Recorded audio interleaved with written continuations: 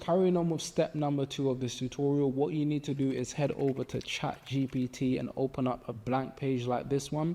What we're going to do here, as I said, is use ChatGPT to create content that's going to convert into affiliate commission. So make sure you're focused and follow exactly step by step what I'm about to show you. As you already know, the niche that I'm going to go into today is the interior design niche, right? And specifically, I'm going to be promoting products that are on the Etsy platform. So if you want to do the same as me, you can actually head over to Etsy and join the affiliate program. All you have to do is go to etsy.com/affiliates. It's going to take you over to this page where you'll be able to apply to join the affiliate program. So any items that you sell on Etsy, you'll be able to get a commission from that. This is the premise of my strategy, but you can literally do this exact same step with any affiliate program, whether it's on Impact or any of the other affiliate networks that I showed you earlier. The first thing I'm going to ask the bot to do is to give me 5 interior design trends of 2024.